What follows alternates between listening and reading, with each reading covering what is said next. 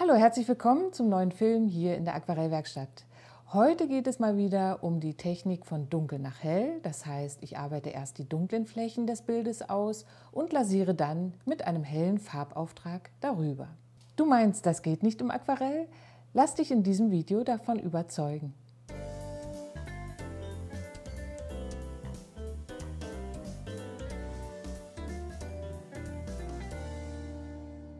Für dieses Motiv heute empfehle ich dir, ein Zellulosepapier zu verwenden.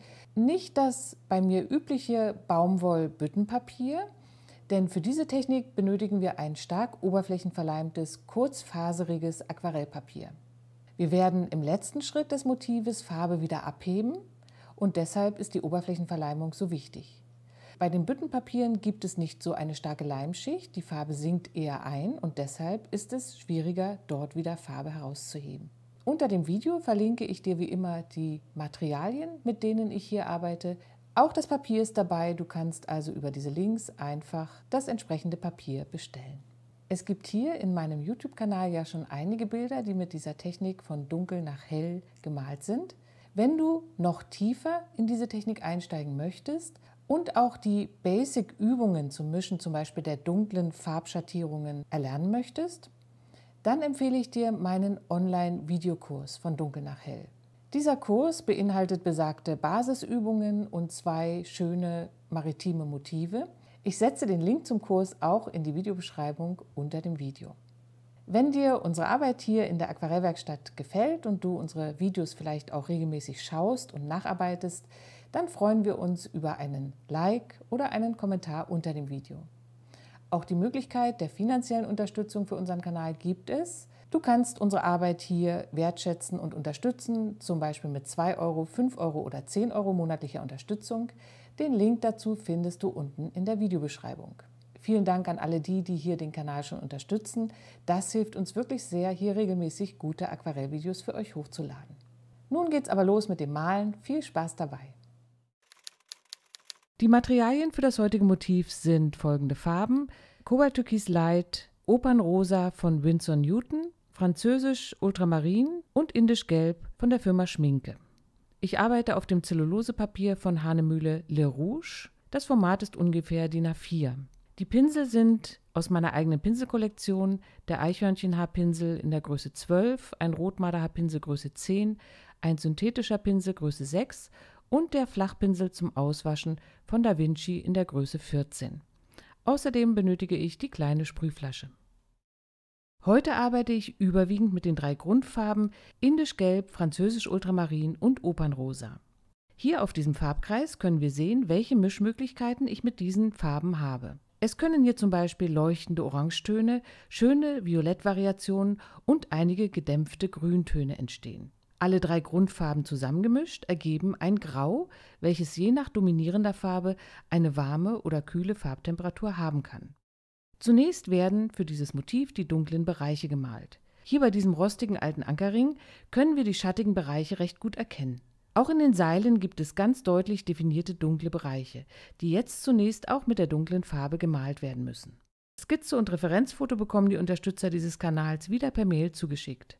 Außerdem sind auf der Steady-Seite der Aquarellwerkstatt alle älteren Referenzfotos und Skizzen gespeichert und für die Mitglieder unseres Unterstützerbereichs jederzeit abrufbar. Mit einem nicht so großen weichen Pinsel, bei mir der Rotmarderhaarpinsel Größe 10, mische ich alle 3 Grundfarben zusammen, um ein dunkles Grau zu erzeugen. Hierbei ist es meiner Meinung nach wichtig, Tubenfarben zu verwenden, denn ich brauche für die Mischung eine cremige und trotzdem wässrige Konsistenz. Dies aus den Näpfchen zu erreichen, ist sicherlich auch möglich, aber es ist viel komfortabler und geht schneller, wenn ich auf die schon cremige Konsistenz der Tubenfarben zurückgreifen kann. Schritt für Schritt werden jetzt die dunklen Stellen laut Referenzfoto eingetragen. Dies ist ein sehr entspannter Arbeitsschritt. Man muss einfach nur genau schauen und dann die dunklen Flächen ausmalen.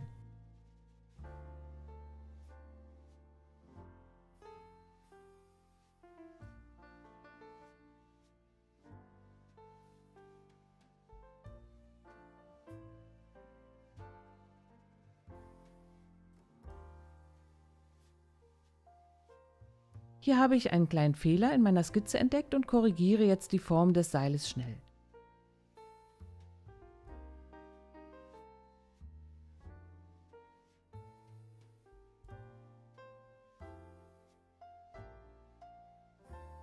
Immer wieder mische ich die 3 Grundfarben in einer recht cremigen Konsistenz zusammen. Ich finde es dabei nicht schlimm, wenn nicht immer genau die gleiche Farbe in der Mischung entsteht, sondern die Farbigkeit der dunklen Flächen ab und an variiert.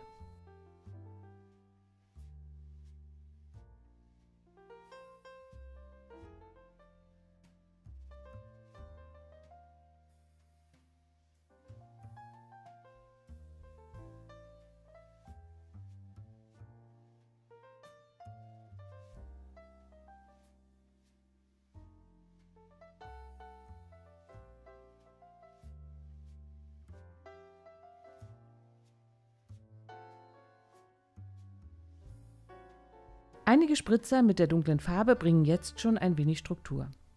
Im Vordergrund soll der Ring später auf einer sandigen und strukturierten Fläche liegen.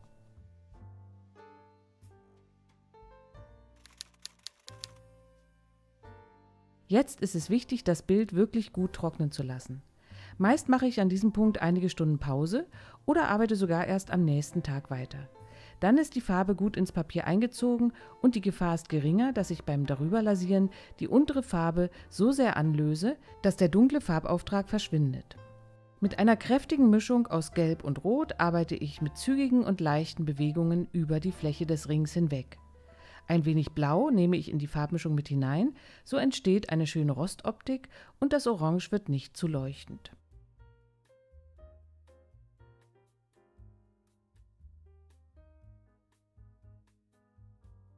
Vor allen Dingen über den schattigen Bereichen muss die Farbe dickflüssig genug sein, damit sich die hellere Farbe optisch gut mit dem dunklen Untergrund verbinden kann. Hier die genau benötigte Konsistenz herauszufinden, ist eine Frage der Übung. Die Farbe darf, einfach gesagt, nicht zu dünn und nicht zu dick sein.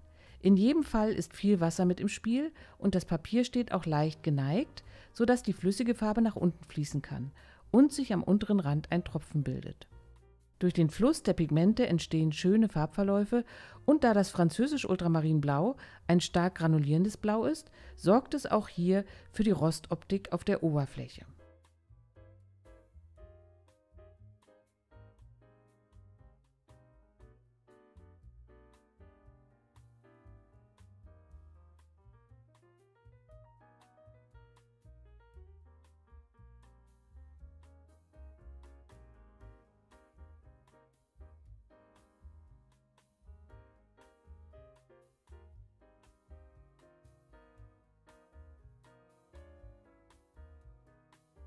In den Bereich zwischen Licht und Schatten auf dem Ring gebe ich leicht schräg einige Striche Opernrosa in die Fläche. Wenn man mit der hellen Farbe an eine harte Schattenkante gelangt, kann man versuchen, mit dem Pinsel die harte Kante des Schattens etwas anzulösen. Ich mache das häufig mit leicht schraffierenden Bewegungen und erzeuge so einen weichen Übergang zwischen Licht und Schatten.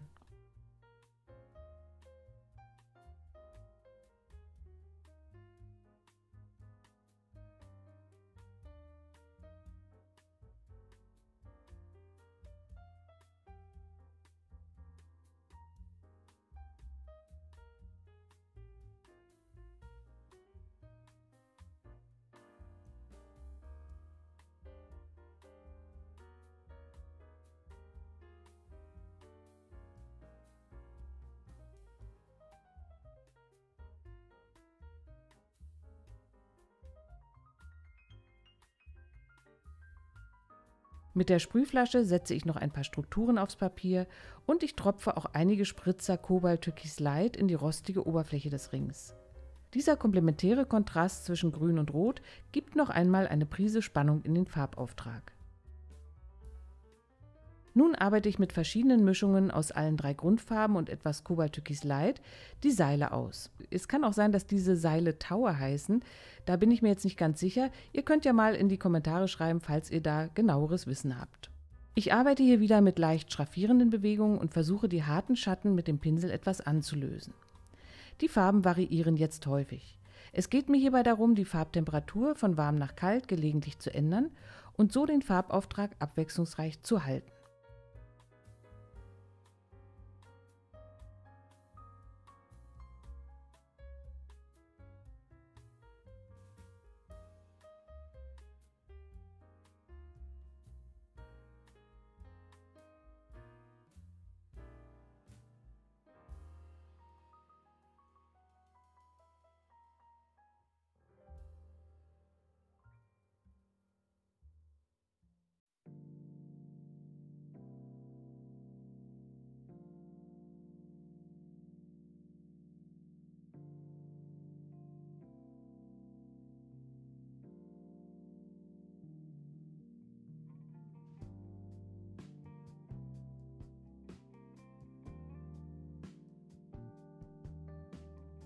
Die Farbe auf Ring und Seil ist nun getrocknet und ich mache für den Hintergrund das gesamte Blatt vorsichtig nass.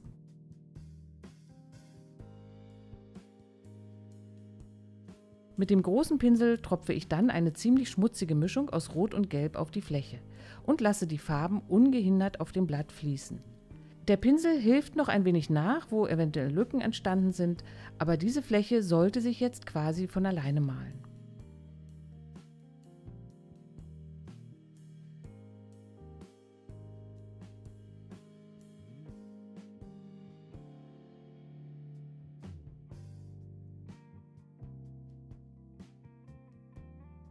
Wir sehen hier wieder die wunderschönen Granulationseffekte, für die das französisch Ultramarinblau in der Mischung verantwortlich ist.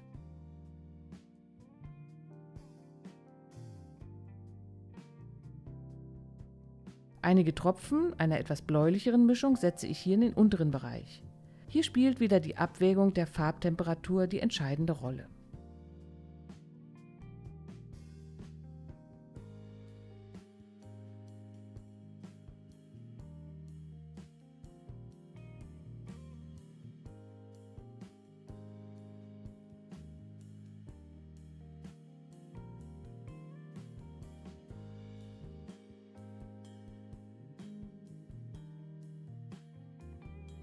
Mit dem Pinsel schließe ich vorsichtig eventuelle Lücken und sauge dann auch den letzten Tropfen am Rande des Papiers ab.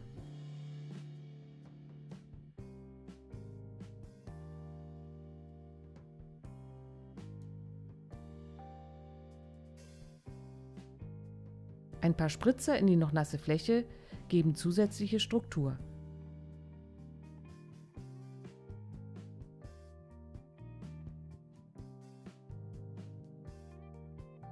Im oberen Bereich gebe ich noch etwas dunklere Farbe hinein.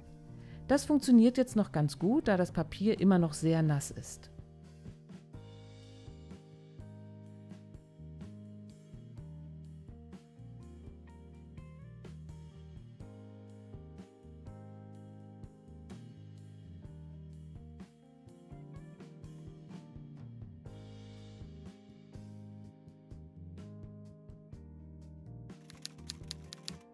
Nachdem ich das ganze Blatt wieder getrocknet habe, fange ich jetzt mit dem Ausarbeiten der helleren Formen an. Mit dem flachen Kunststoffpinsel werden jetzt Helligkeiten aus dem Seil und aus dem Ring wieder herausgewaschen. Hier hilft mir ein Blick auf mein Referenzfoto, um die hellen Stellen im Motiv zu entdecken. Dieser Schritt ist wieder sehr meditativ und ähnelt dem ersten Schritt mit dem Ausfüllen der dunklen Farben. Ich schaue aufs Foto und versuche die hellen Stellen zu sehen und hebe dann die Farbe mit dem leicht angefeuchteten Pinsel ab. So kann ich die einzelnen Seilfragmente und auch den Ring selbst jetzt sehr plastisch ausarbeiten.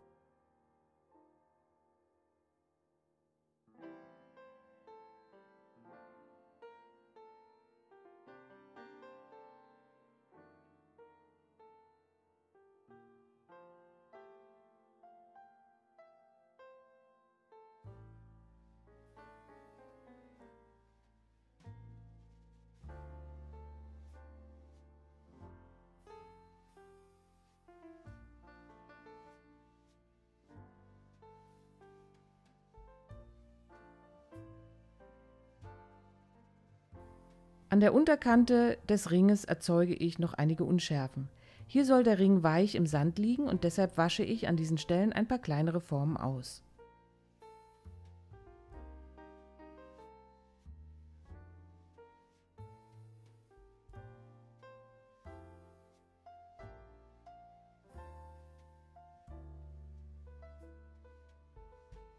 Einige kleinere Korrekturen mit dunkler Farbe kommen noch zwischen die einzelnen Seilglieder. Falls du das Bild nun selbst auch malen möchtest, kannst du sicherlich entscheiden, wie viel Detailarbeit du an diesem Punkt noch investieren möchtest. Mit sehr viel Zeit und Geduld wäre es wahrscheinlich möglich, fast fotorealistisch mit Licht und Schatten zu arbeiten. Letztendlich sollte man wie immer im Aquarell den besten Moment für das Aufhören nicht verpassen. Die Gefahr ist schon groß, dass man solch ein schlichtes und klares Motiv überarbeitet. Also lieber etwas früher aufhören zu malen und sich an einem relativ unperfekten Ergebnis freuen.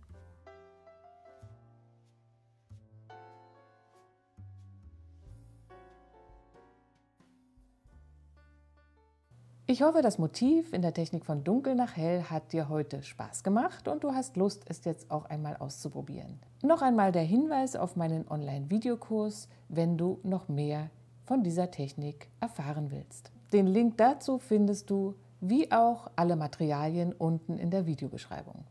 Wir sehen uns, wenn du möchtest, hier in der nächsten Woche schon wieder mit einem neuen Motiv. Tschüss, bis dahin.